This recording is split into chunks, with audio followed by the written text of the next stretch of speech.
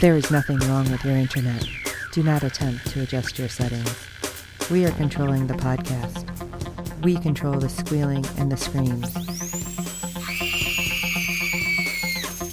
We can make your heart flutter, your eyes blur from tears, or sharpen your mind to crystal clarity.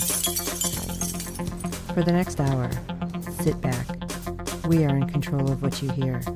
We repeat, there is nothing wrong with your settings. You are about to experience the awe and mystery known as the female mind. You are now entering the Fangirl Zone. Welcome to the Mudhorn Clan cast on the Fangirl Zone. I'm Sean, Fangirl S. I'm Steve. And I'm Besker Dave. Today we're talking about Chapter 13 of The Mandalorian titled The Jedi, Episode 5 of Season 2, and written and directed by Dave Filoni. Oh my gosh. The Jedi. It had a very, ominous title. I mean, we knew it was coming, but it was awesome. Yeah. I love the title, the beginning. But before we get into all this and all the craziness that is this episode, let's have a little bit of, it's show news, but our friend Fred from the Netherlands managed to get us feedback from last episode. So we're going to share that with you now. Take it away, Fred. Hello, Steve, Dave, and Sean, and all listeners to the Fangirl Zone. This is Fred from the Netherlands with some feedback for The Mandalorian Season 2, Episode 4. Well, you can call this an action-packed episode. Well, what can you expect when they bring in Greef Karga and, above all, Cara Dune? A lot of humor, mainly caused by Meatall. At several points I thought, okay, he will be the red shirt, he won't survive. But he did. Oh, sorry about red shirt, wrong series. And how many stormtroopers can you kill with just 4 people? It really is Star Wars. The funniest part, although fully expected, is when the Mandalorian was chasing these Imperial fighters with the Razor Crest, that the child had a kind of amusement park roller coaster experience. With eating too much candy, I would fully expect that he would throw up. And he did, but it still was funny. And what is this with Star Wars and canyons? They always chase through canyons. In this case, it was a lava canyon, and in the previous episode, it was a snow canyon. And if it's not a canyon on a planet or a moon, then it's a kind of canyon on a Death Star or something like that. I think I should accept that as a standard Star Wars trope. If there is not a canyon in a Star Wars movie, or let's say 5 episodes of a series, it's not Star Wars. It must be something else. And on the other hand, it always works in bringing tension. Another one is the one that Mikkel has to do when he had to switch off the cooling system there with a kind of big cylinder where you can fall down and you have no railing or something like that. It really reminds me of a lot of Star Wars situations, none the least with Darth Vader. It starts to feel a little bit like a knighthood story or a fairy tale story where a knight has to do 7 tasks before he reaches his goal. The Holy Grail, or being allowed to marry the princess, or whatever. So with this Mandalorian, it's the same. He has to reach in between goals to go, or to be able to go further. So, in that sense, we can expect a big bang at the end, that he has to slay the dragon there. Oh no, sorry, he already did that. He already slaughtered the great dragon. So it must be even bigger than that. It's more or less even, although I don't play it, but I see my sons play it like a computer game. And then you go a step further or a level further, and then at the end you have the big boss to defeat. So the series is full of tropes and storytelling models, but nevertheless, I do like it. It seems that they are proven concepts, and unfortunately I'm not good enough in my Star Wars canon to make a link between this kind of super soldiers, I think, that Moff Gideon is trying to build there. You will probably explain. Okay, that was all for now. Looking forward to the next episode. Greetings, all the best, Fred from the Netherlands. Yeah, Fred, episode 4 was definitely a very tropey episode. shall we say.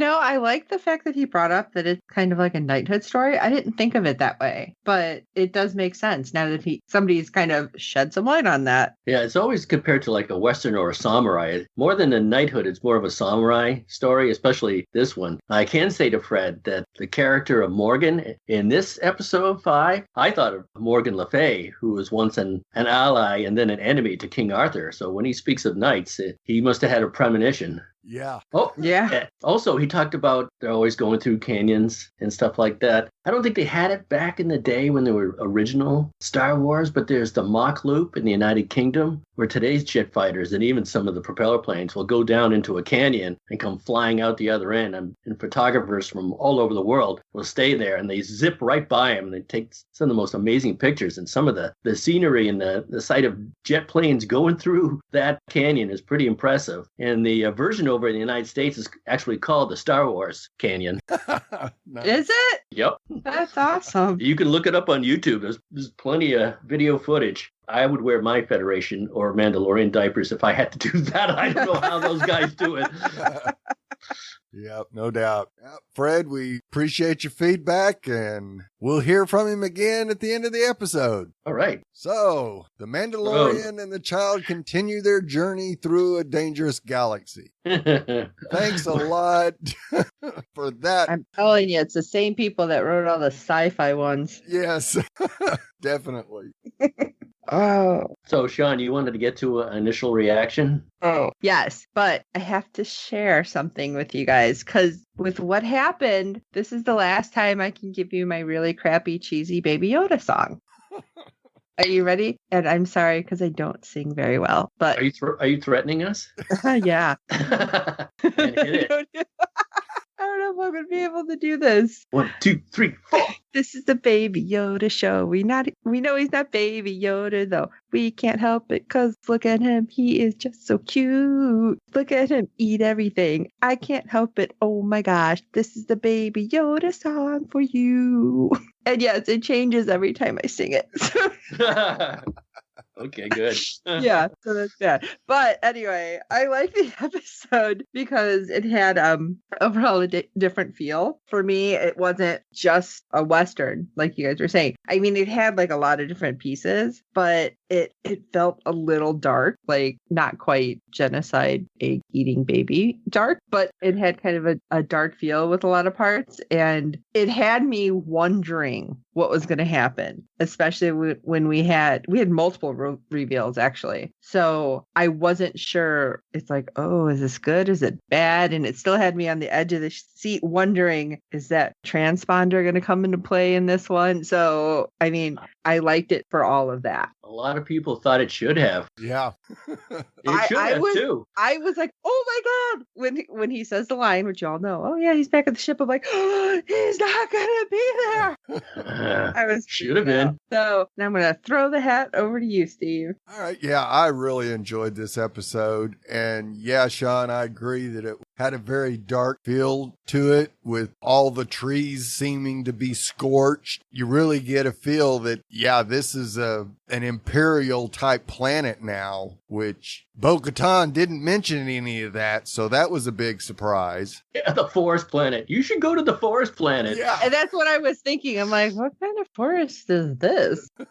So we can definitely tell that the magistrate has definitely stripped this planet of all its resources. And I don't know how they're going to make do on this planet now that they've gotten rid of her. So, and well, I'll say I kind of hope it's just that little area, like right around the town fortress thing, like maybe further out. It's not. And then, although, could that have also been like, here we go, let's go deep. Could that have been, I don't know what it's called, is it an allegory for what we're doing to the earth? Yeah, I thought of that. Yep. Dave, what about you? Well, I have a problem with my buddy Dave Filoni. Uh-oh. I'm looking at his work filmography right here. He's got, of course, course, a lot of experience with Star Wars, the Clone Wars, and Star Wars Resistance, and Star Wars Rebels. And a lot of people say he inherited the mantle of Star Wars. And he's got 2 directing credits, including this one for The Mandalorian. But boy, since he wrote it too, I just found it too derivative. It just borrows too much. And if it's true that this was really a backdoor pilot to Ashoka Khan's Tano series, I'm like, ugh,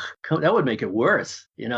Steve and I just did a Discovery podcast, and they borrowed a lot from from past stories. And at its worst, when you borrow a lot, that's fan service. And I got a feeling it's fan service. And of course, people are geeking out over, the reveals for this episode. But that doesn't make it good writing. That just appeals to fan service and people geeking out. Right. It's kind of like both series are trying to see who can top each other for the most fan call out. Yeah, it's too many references. I know they have to, you can only lean on it so much, and you need to move the story forward. And if it's true that this is a backdoor pilot, then that makes me even more cynical. We have a great story. You have the Mandalorian and not Baby Yoda.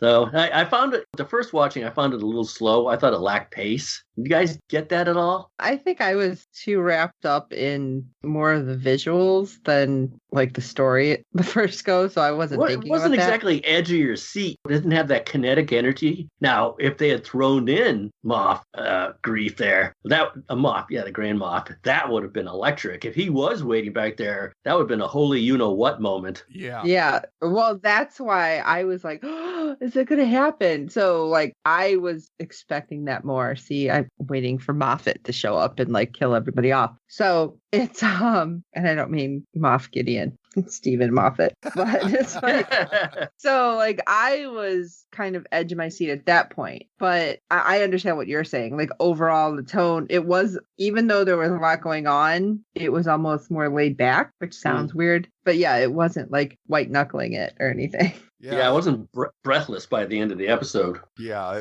it was very similar to the episode where we meet Kara and they have to destroy the walker to save the town type of thing. Mm-hmm. Yeah. What episode was that? Was that the gunslinger? Oh, no. No, No. That was the second episode. Oh, no, yeah, right. Yeah. Kind of had that feel to it. Yeah. Well, they straightened their act out. I mean, that's just my criticism. I'm looking at Dave Filoni right now on the internet for his page on IMDb, and he's standing there wearing a cowboy hat and someone who's doing a cosplay of Ashoka Tano. So, he's invested in that character.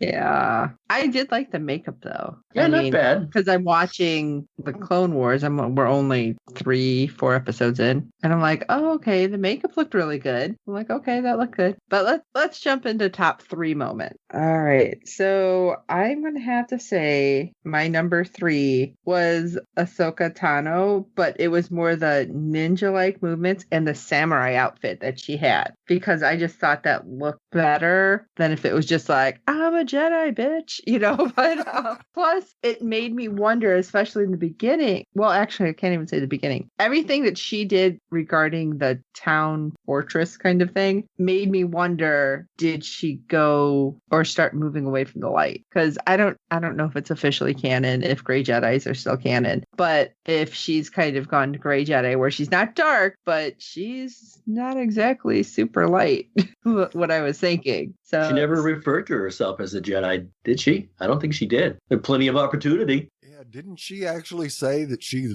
had left the Jedi Order? Yeah, that was close as she came, I think. Right. Did she say that? Yeah, I think so. I think it's pretty much assumed that anyway, which is odd that Bo-Katan would send her there. I know where there's a Jedi. No, you don't. And I how thought would it was Bo something. know that? I mean, I don't know. She should know that. Yeah. Unless they're Yeah, I thought it was communicating. just something more that just telling them like she hasn't been around other Jedis because there's so few of them left. Well, she sure has a lot of experience with Oh, them. no, here I have it. She officially said the Jedi Order fell a long time ago. So she doesn't say she's a Jedi, and she doesn't say she's not a Jedi. But she She's said there's some out very there. vague. Yeah, very vague. I'm surprised, just to throw it in, when she said, well, okay, I won't do it now. I'll do it at the end. Okay. Steve, what's your number 3? Yeah, my number 3 is the same as yours, The Return of the Jedi, as we see Ahsoka Tano just kicking ass all over the place. I just thought that was kind of cool, especially it's like, oh, I'm ninja.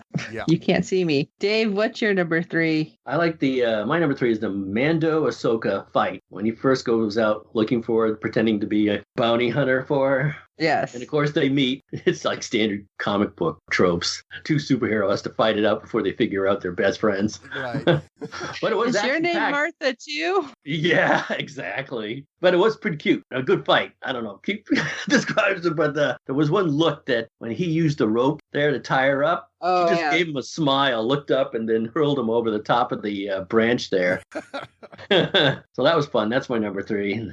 Mando Ahsoka fight. All right, number 2.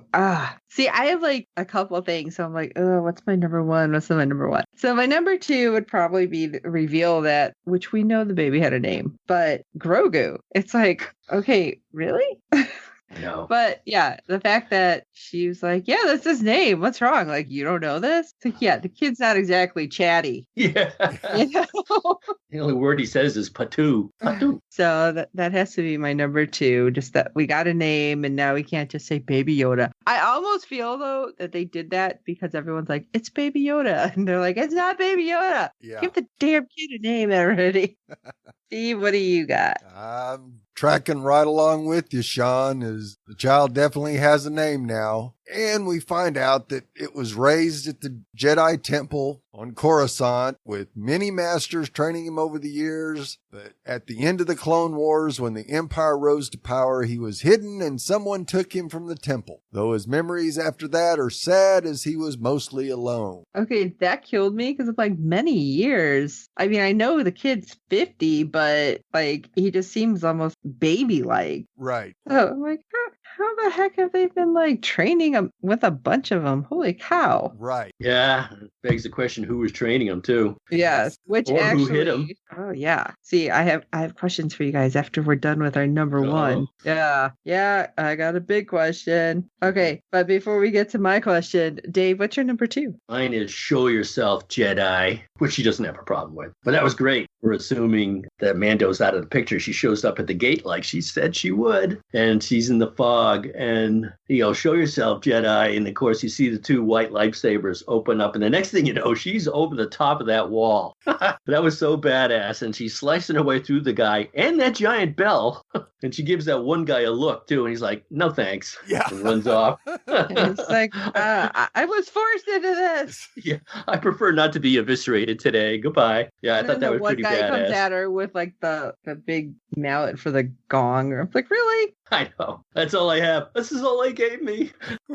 Oh my gosh. Okay, so we'll get to our number 1s, and I was like, and I know you already said it's kind of fan service, but the reveal of Thrawn, because Yeah. I have not read all the books. I have heard about Thrawn like on and on and on from everybody who's read the books, because there's multiple books with him, and there was a trilogy where he was first introduced, and when Disney bought him out, those first 3 are no longer canon, which that kills me, but I don't understand that. But we have this big bad who's a Chris, and if you look at him, he kind of reminds me personally of like Nightcrawler. I don't know if he has a tail, but 'cause he's blue with red Blue, eyes, yeah. he's kind of creeptastic looking. And when you read, because I was on StarWars.com reading about him, and he's kind of a giant asshole.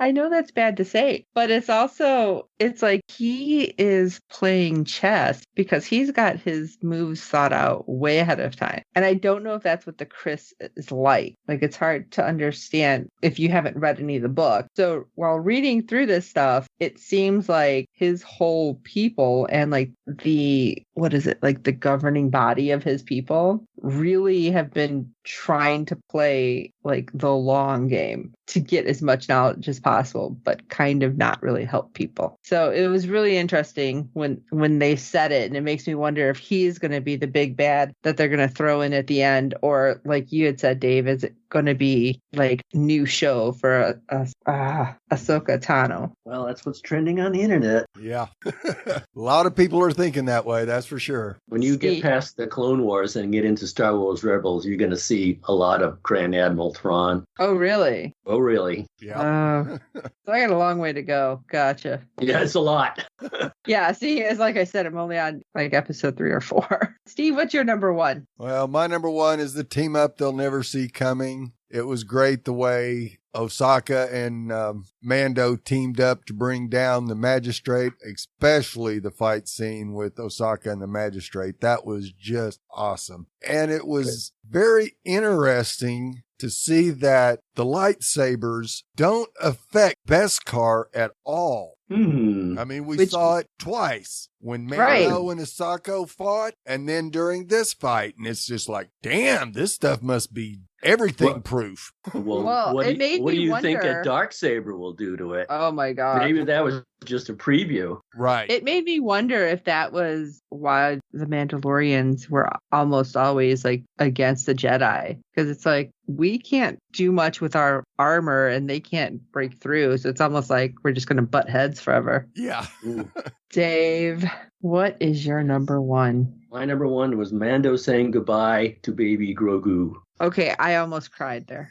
Yes, that would have been a good slow, you know how every action episode needs to slow it down just a little bit until you get to the crazy finale. That would have been a good, not low point, but slow point. But it was touching, and I guess it was a bit of a tearjerker. And you could tell they built an attachment for each other. I don't know how long he spent in Razor Crest, but he said he'd be right back. And the next thing you know, she's showing up like, where have you been? Ahsoka's like, I've kind of been waiting for you. Dude, but yeah, I thought that was a touching. Chilling, yeah. Yeah. Oh, sorry. Long goodbye. That's my number one. Oh my gosh. It was so sweet though. But yeah, I did almost cry. Yep. All right. Let's get into honorable mentions, Sean. I have 2. So the first one is the white lightsabers because it just reflects non-affiliation, which I thought was interesting because I had to look that up. And then the other one is Michael Biehn. Right. Yeah, I know. I'm looking at him going, he looks really familiar. And then all of a sudden I'm like, is that Michael Biehn? And my husband's like, no, that's not him. And I looked, I'm like, it is him. I know my teenage heartthrobs. I loved him. Right.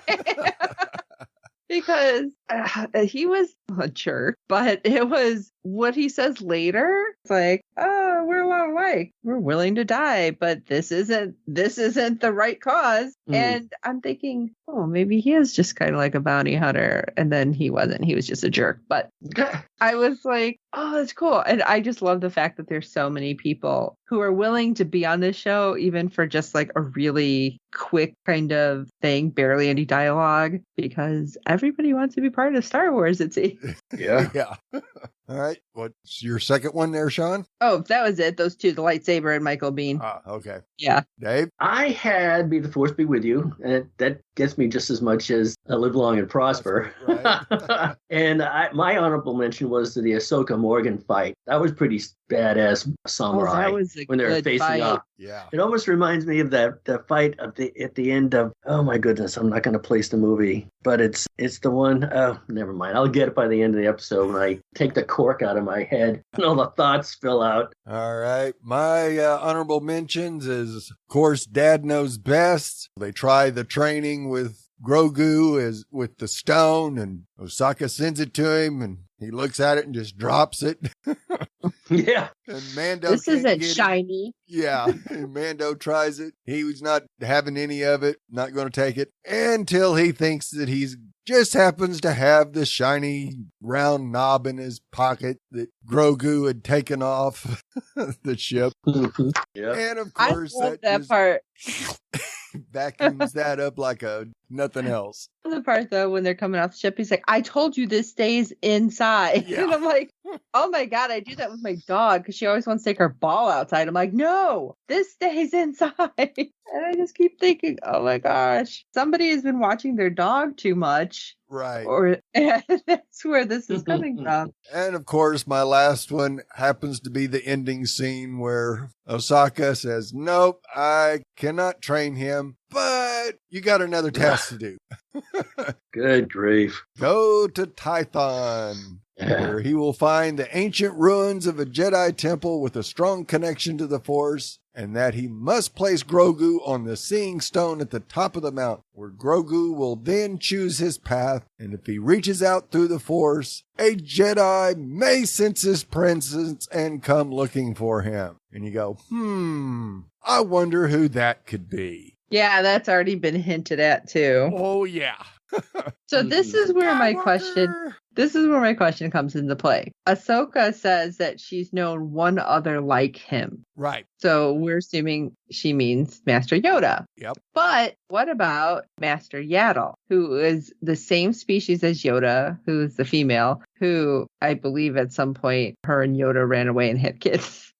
I believe that's what it is if you read through it. Like Yaddle was stuck down in like a hole for a really long time because she went to go try to negotiate peace. Big long problem, finally gets out, but she was a master on the Jedi Council. So I thought, if I remember what I had read about her correctly, she was back at some point, like with the Clone Wars. So she was back before the Jedi fell. So it's like, how does Ahsoka not know about Yaddle? Or is Yaddle no longer canon now? I feel like she's definitely canon. She's definitely canon. Okay. I'm like, they keep taking so many of these things and, oh, no, that's not canon. It's like, what the hell? Well, they might have used the Force to have a baby. Yeah. Well, people will talk, so I just, I'm going to use the Force. And she goes, that's fine. Oh, my gosh. Yeah, it's just really, it just seemed weird to me that she didn't know. But then, and I still don't understand her nickname from the Clone Wars, but I mean, that's a whole other story. Well, it could be also that her, if she gets her own series, meaning Ahsoka Tano, she could be continuing, since everything's building off Star Wars Rebels now. Spoiler alert for the end of Rebels, but she's also in search of Ezra Bridger, and he was using the Force. He could be a Jedi Knight. He could be the one out there that might heed the call. Right. Or maybe it's Sabine Wren, if she went through training, could be looking for her too. I mean, if she's looking for Thrawn, that's pretty much, well, I'm not going to say it. I don't want to spoil it for her. I don't want to spoil it for Sean. She'll be like, what the hell? I know, it's fine. I've been reading stuff about this, trying to figure out, who some people are and everything. So I'm still watching it. Gideon is working for Thrawn, or are they doing things separately without knowledge of each other? I don't know. Gideon's in a fleet. Whose fleet would it be? Right. Is it? Yeah. To have a ship that big, he can't be on his own. So he's got to be working for Thrawn. I guess. Ezra disappeared with Thrawn, so I don't know. Maybe he is. He's got the sword, the dark saber. Right. So maybe, hey, it goes, if you held the dark saber, you were leader of the Mandalorian. So he thinks, I don't need Thrawn anymore. Yeah, he's going. See, I just assumed, going off the movies, that it was the weird people who, since the Empire fell, that he got his giant fleet of whatever from those weird people who cloned, spoiler alert, Palpatine. So, because you never see their faces. They're all creeptastic and zombie-like in the background. But, I thought that's where they may be coming from. Like, they're on that Stark planet and like, oh. Well, in this episode, they gave Morgan a lot of credit for building those ships, too. That's true. And that's what decimated the planet. Actually, she was bouncing from planet to planet to get resources. There's so many things. I'm so confused. But well, as far as your question of who's the Jedi out there, it would be bold to make it Luke Skywalker. Oh yeah. They would have to recast him somehow. It's only 5 years. Right. Yeah. Right. So it'd have to be a young Luke. That'd be cool. And everyone mentioned Ezra Bridger might be out there too. And I'm surprised I didn't hear Princess Leia's name. She wasn't a Jedi Knight, but she certainly wields the Force. And why doesn't she sense baby Grogu out there when he gets to Tython? I thought they kind of showed, and I could be wrong because I haven't watched in a minute. In the one movie, I thought they had mentioned that she had never actually trained anybody until Rey got there. Yeah, but it doesn't mean she can't sense the baby. Right. That's true. Maybe she'll send somebody. Yep. Although let's not get a really bad CGI. If anything, just have like this is weird too saying this. Just have like the back of the head, with a voice, but you don't see bad CGI, because that was bad CGI on her. Right. In the one movie where it's like when they had the young, what is it? Why am I having a brain fart? Crap. Where they get the plans for the Death Star. That movie. Rogue One. Yes. Yes, thank you. But I'm like, oh, they just like penciled the eyebrow. It was just bad CGI on her. Like the other guy was amazing and hers was just horrible. But anyway. Yeah, the movie I was trying to think of, by the way, was Kill Bill, that samurai fight scene. Right. At the end of Kill Bill. I can see that. Yeah, looking nice. Yeah. Oh, where are we, guys? I think we're at ratings. We have ratings. Sean, do you have a rating for us? I am going to have to say I give this one 4 shiny balls. Just because we had like 3 big reveals and like I said, the fight scene, it was kind of fun. And yes, we're on our next path that we must follow. So, and I'm giving it 4.5 out of 5 best car staff. And I'm giving it 2.5 dusty yellow planets. And it was dark, and I know for the cinematography, I watched it on the 4K TV, and I was like so excited. And then what do they do? Everything's dark and yellow, and like, oh, come on. Yeah. And I gave it 2.5 because of the fan service. Right, there that. I just like seeing the Osaka Tana in real life. That was yeah. Well, everyone does, and everyone's going crazy. They're going crazy over it. So okay, I'm good. I'm good with that. Although seriously, I mean, you're giving it whole planets, so your rating yellow planets, but your rating's bigger than ours, quite physically. So. Okay, we do have some feedback for this episode, as our friend Fred from the Netherlands has provided some feedback. So let's take a listen. Hello, Steve, Dave, and Sean, and all listeners to the Fangirl Zone. This is Fred from the Netherlands with some feedback for The Mandalorian Season 2, Episode 5. What a treat this episode. A lot of very nice, very well choreographed fight scenes in this episode. Really impressive. When I saw these lips of Ahsoka Tano and these cheekbones, I thought, I know these. And of course, it's Rosario Dawson, who actually is one of my favorite secondary characters from the Marvel Universe, as Nurse Claire Temple from Luke Cage, as well as Daredevil. And I'm now at Season 4, Episode 15 of Agents of S.H.I.E.L.D., and then there is a pause. So now I'm going to watch for the first time Iron Fist, the first season, and this is according to the Marvel Universe advised watch order of series and movies. And it seems that Rosario Dawson will be in that as well. So I'm very much looking forward to that. Second cool thing is that we now know that the child,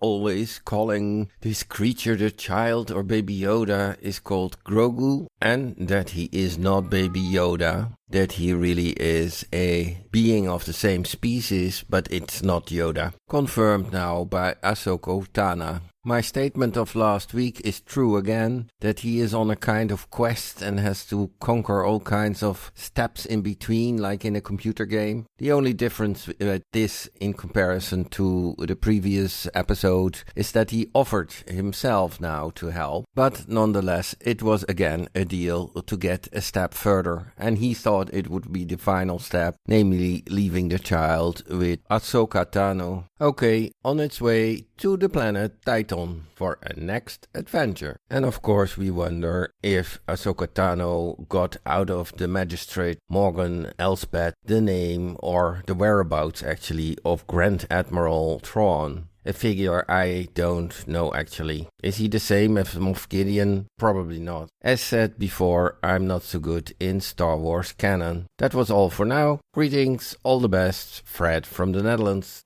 Yeah, Fred, I don't think any of us were unhappy seeing Rosario Dawson, that's for sure. Yeah, for sure. I do like her. Pretty sure that Thrawn, Grand Admiral Thrawn, outranks Moff Gideon. Yep. But I can see the final episode of the season ending on that planet with Moff Gideon showing up, as well as Bo-Katan and some other Jedi. So yeah, well, it'll probably be Ezra. Yeah. We're going to just have a bunch of people pop in, huh? And just awesome fight scene. Although I really like what was it Dave or Steve? Sorry. Which one of you said about Moff Gideon having the black saber, thinking he's the shit now. He doesn't need any help. So that's interesting. And I feel like you're really spot on with that. So I think we'll see that come into play more than possibly Thrawn this season. Yeah. That'll be the final scene will be Thrawn showing up. Or it'll be like that episode of Doctor Who where all of a sudden it cuts and all you see is the eyes. Yes. So you won't actually see him, because that way they'll be like, well, we can recast this one if we need to. But I think that might be where we're going. Yep. Oh my goodness. Thank you, Fred. That was awesome, because there was so much going on. And on to the next location. Now everything he said previously about the knighthood quest, it really is starting to play in right now. Yeah, absolutely. What do they call it? Not the tasks of Hercules. Right. Something like that. Hercules had to go through all sorts of things too before he got his reward. Poor Mando. Looking forward to hearing from you on the next episode, Fred. Yep. And if you anyone else that wants to come up with reviews, please review and rate us on iTunes and any other platform you use for your podcast. With good ratings and reviews, it helps other fans of the show to find us, as there are plenty of other Mandalorian podcasts out there. Tell your friends, and I hope you are enjoying our podcast. And don't forget to check out the other great Fangirl Zone podcasts. Any contact info for them, Sean? I do have contact info. Of course, it's always easiest to go to the website and click the contact button, which is www.fangirlzone.com. But you can find us on Facebook, FG Zone, Twitter, FGZ Podcast, Instagram, the Fangirl Zone Podcast, YouTube, we are the Fangirl Zone, and Tumblr, which is kind of fallen by the wayside. It's the Fangirl Zone Podcast. And you can reach out to us via email, which of course is spot on way to do it. mudhornmail@fangirlzone.com. And you have all three of us, so you can see us on the contacts page if you want to send us something directly. But we totally love hearing from you guys, and we're excited and can't wait, because somebody needs to tell me about Yaddle. Come on, guys. Get on this. All right, this is Steve. I've seen what feelings do to a fully trained Jedi Knight. I will not start this child down this path. Better to have his abilities fade. Oh, hell no. This is Sean Fangirl S, and I told you he was stubborn. And this is Beskar Dave. Anyone want to see my spear? It's shiny.